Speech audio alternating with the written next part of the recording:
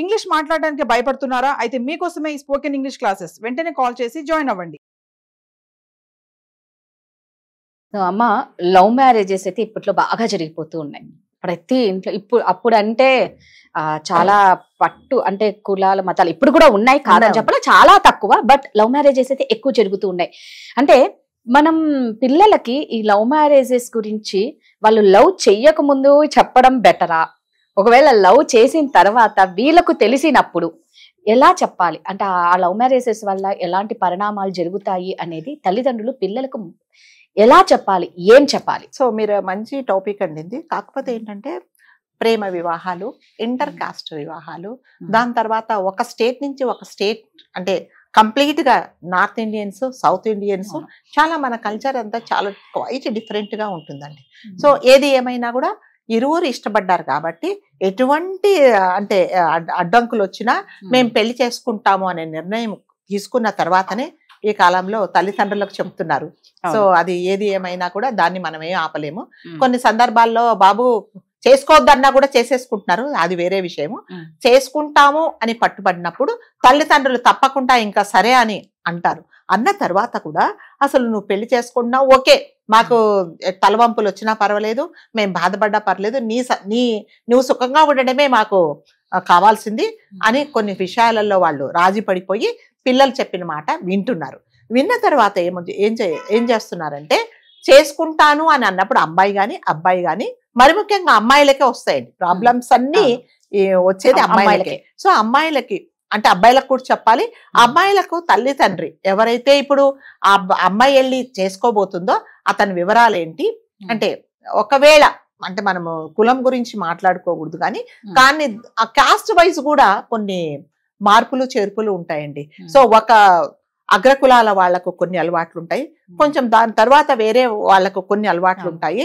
మరి నువ్వు పెద్ద కులం నుంచి వెళ్ళి వేరే దానికి వెళ్ళినప్పుడు మరి అక్కడ పరిస్థితులకు నువ్వు ఇది చేసుకుంటావు. సపోజ్ ఒక అమ్మాయి ఉందండి, ఓన్లీ చాలా వాళ్ళ ఇంట్లో పూజలు వ్రతాలు, పొద్దున్న లేస్తే ఆచారాలు సంప్రదాయాలు ఉన్నాయనుకోండి, అసలు నాన్ వెజ్ అంటే వెల్లుల్లిపాయలు కూడా తినరు.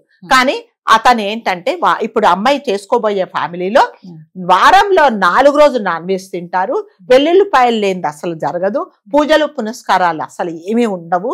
సో ఎటువంటి డిసిప్లిన్ ఉండదు, ఎందుకంటే వాళ్ళ పెరిగే పద్ధతి అది, వాళ్ళ పద్ధతి అది.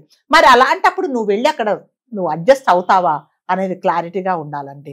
సో అంటే ఈ అమ్మాయి దాదాపు 23 సంవత్సరాలు 22 సంవత్సరాలు ఒక వాతావరణంలో పెరిగి నువ్వు సడన్ గా అక్కడికి వెళ్ళినప్పుడు నువ్వు ఎలా కంఫర్టబుల్ గా ఉంటావు?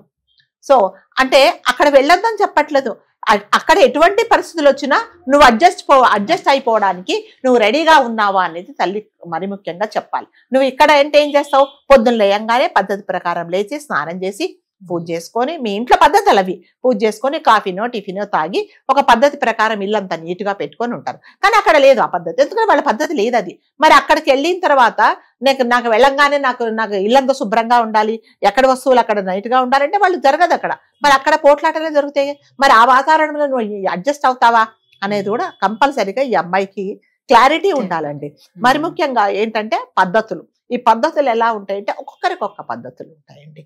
అంటే ప్రాంతాన్ని బట్టి కూడా ఉంటుంది, భాషను బట్టి కూడా ఉంటుంది. ఒక సినిమా మీరు చూసారా లేదో నాకు తెలియదు, బలిపీఠం అని ఒక సినిమా వచ్చింది. ఆ సినిమాలో ఏంటంటే ఆ హీరోయిన్ ఒక శారద ఉంటుంది, ఆమె ప్యూర్ బ్రాహ్మిన్ గర్ల్, ఒక చాలా ఎస్సీ క్యాండిడేట్ ను పెళ్లి చేసుకుంటుంది. సరే అప్పుడు అంతా బాగానే ఉంటుంది. చేసుకున్న తర్వాత ఈ అబ్బాయి వాళ్ళ తల్లి వాళ్ళు ఏంటంటే చాలా చిన్న ఇదనమాట, అంటే అసలు నీట్నెస్ ఉండదు, ఏముండదు. ఆవిడ ఏదో కూలి పని చేసుకుంటా ఆవిడ. మరి కూలి పని చేసుకుంటే ఆవిడ ఫ్లాస్క్లో కాఫీ పోసుకొని తాగదు కదండి, అవునా? తాగదు. సో ఈమె ఏంటంటే చాలా మంచి కులంలో నుంచి వచ్చింది కాబట్టి ఆచారాలు సాంప్రదాయాలు, శుభ్రము శుచి మడి అవన్నీ ఉంటాయి. వీళ్ళ ఇంట్లో అది ఉండదు. ఇంకా ఇంటికి సరే కొన్ని రోజులు మోజు తీరిపోతుంది కదా. సో ప్రతి ఒక్కటి ఈ తల్లిని, ఈమె తల్లి ఎక్కడ ఉన్నా కూడా ఈమె భరించలేదు. అంటే శుభ్రంగా ఉండదు, కాఫీ అరంగానే చేతులు కడుక్కోకుండా తెచ్చిచ్చేది. అంటే కోడలు మంచి కులం నుంచి వచ్చిందనే మర్యాద ఉంటుంది, కానీ ఈవిడ పద్ధతి అంతే. అంటే పొద్దున్నే లేవాలి, స్నానం చేయాలని ఉండదు. ఈవిడ స్నానం చేయండి నాకు ఇవ్వద్దు కాఫీ అంటుంది. అక్కడి నుంచి గొడవలు మొదలవుతాయి అనమాట. సో లాస్ట్కి ఎలా ఉంది, ఈవిడకి ఒక చెల్లి ఉంటే ఆవిడ కూడా ఒక క్రిస్టియన్ని పెళ్లి చేసుకుంటుంది. వాళ్ళు చాలా హ్యాపీగా ఉంటారు. ఒకసారి ఈవిడ వాళ్ళ అక్క వెళ్తుంది వాళ్ళ ఇంటికి. వెళ్ళంగానే ఇల్లంతా నాన్ వెజ్ వాసన వస్తుంటుంది. అదేంటి నువ్వు మన కులం ఏంటి మనమేంటి నువ్వేం నాన్ వెజ్ పెడుతున్నావు అంటే, అక్క ఇవన్నీ నేను పెళ్లి కాకముందే వీటన్నిటికీ నేను రెడీ అయిపోయా నేను వచ్చా కాబట్టి నాకు ఎటువంటి ప్రాబ్లం లేదు. నువ్వేం చేసావంటే అంటే అతడి మోజులో సరే నేను నాకు ఎటువంటి పరిస్థితులైనా పర్వాలేదు అనేది అనుకున్నావే కానీ నేను ఇవన్నీ ఫేస్ చేయగలనా అని నేను ఆలోచించకుండా నువ్వు వెళ్ళావు. అందుకని నీకు ఇవాళ ఈ పరిస్థితి వచ్చింది. నేను హ్యాపీగా ఉన్నాను, నేను తినను, అతనికి కావాల్సింది నేను నేర్చుకొని వండి పెడుతున్నాను అని చెప్తుంది. సో హ్యాపీ అంటే అదేంటంటే అండి అడ్జస్ట్మెంట్ అనమాట. ఏది జరిగినా కూడా అడ్జస్ట్ అయిపోవాలి. తర్వాత కొన్ని విషయాలలో మనకు నచ్చకపోయినా కూడా ఒక చోటకు వెళ్ళినప్పుడు కొన్ని పద్ధతులకు అలవాటు పడి మనం కూడా కాస్త తగ్గాలండి. అప్పుడే ఇలాంటి అంటే పెళ్లిళ్ళు బాగుంటాయి. కానీ లేకపోతే మాత్రం ఇంకా అన్ని ప్రాబ్లమ్సే వస్తాయి అనమాట. నువ్వు ఎప్పుడైతే అతని మీద ఎంత ప్రేమ ఉందో వాళ్ళ ఇంటి పద్ధతుల మీద కానీ వాళ్ళ అమ్మ నాన్న మీద కానీ లేకపోతే వాళ్ళ ఆచార వ్యవహారాల మీద కూడా కానీ అంతకంటే ప్రేమ అంతకంటే ఎక్కువ అవగాహన ఉంటేనే నువ్వు అక్కడ ఆ సంసారంలో ఇమ్మలగడవు. లేకపోతే కష్టం. అప్పుడు తల్లిదండ్రులు ఏమంటారు, నీకు ఆల్రెడీ చెప్పాం నేను, నువ్వు అక్కడ ఉండలేవన్నావు, నువ్వు పెళ్లి చేసుకున్నావు అని మళ్ళీ వీళ్ళు రానివ్వరు కదండి. కాబట్టి ఎవరైనా ప్రేమ పెళ్లి చేసుకుంటే వాళ్ళు చేసుకోవద్దని ఎవరు చెప్పట్లేదండి.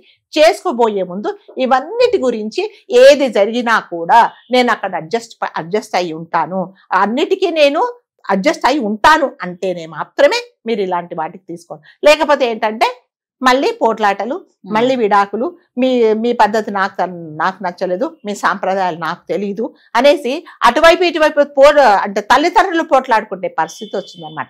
సో అబ్బాయి కూడా అలాగే ఉండాలండి. అబ్బాయి కూడా అంటే అతను పెరిగిన వాతావరణం ఏంటి, మరి ఇక్కడ ఇంట్లో ఏంటి అనేది కూడా అతను కూడా అవగాహన ఉండాలి. లేకపోతే మాత్రం ఈ సంసారాలన్నీ అసలు విడాకుల వరకే వచ్చేస్తాయి మళ్ళీ.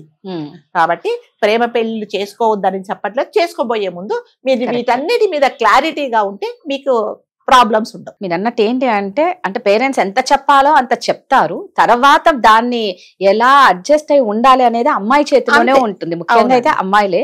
సో ప్రతి చోట సర్దుకుపోయే గుణం ఉంది అంటే మాత్రం ఖచ్చితంగా వాళ్ళు హ్యాపీగానే ఉంటారు. అది అతిగా సర్దుకపోతే మాత్రం మళ్ళీ కష్టమే. ఎంత సర్దుకోవాలో అంతే. సంసారం బాగుపడేంత వరకు సర్దుకోండి అంతే. సో అంటే మీరు అన్నట్లు అప్పట్లో లవ్ మ్యారేజెస్ చాలా అరుదుగా ఉండేవి. అంటే ఇంట్లో చెప్పినట్లు వినేవాళ్ళు. ఇంకొకటి ఏంటి అంటే ఇప్పుడు కల్చర్ బాగా మారిపోయింది కాబట్టి ఇప్పుడు నిర్ణయాలు తీసుకొని ప్రతిదీ వీళ్ళ చేతిలో చెప్పేస్తున్నారు అంతే. చేసుకోవాలా అని అడగట్లేదు, చెప్పట్లేదు. నువ్వు నీకు నచ్చితే నువ్వు సరే అంటే నీ ముందు చేసుకుంటా, లేకపోతే నేను చేసేసుకొని వస్తాను అంటున్నారు. కాబట్టి తల్లిదండ్రులే ఒక మెట్టు దిగి వాళ్ళ మాటలే వింటే, ఎందుకంటే పిల్లలే ఇంపార్టెంట్ వాళ్ళకి. కాబట్టి అడ్జస్ట్మెంట్ అనేది కంపల్సరీగా ఉండాలండి. వాళ్ళ జీవితాలు బాగుపడేంత వరకు అడ్జస్ట్ అయిపోవాలి. మరి మితిమీరిన అడ్జస్ట్మెంట్ అయితే మళ్ళీ అది వేరే దారితీస్తుంది. సో నిజంగా పేరెంట్స్ చెప్పినట్లు వినండి. తర్వాత లైఫ్ లో ఏదొచ్చినా తట్టుకునేంత శక్తి మీలో ఉండి సర్దుకుపోయే గుణం ఉండాలి. థ్యాంక్ యూ అమ్మా. నమస్తే.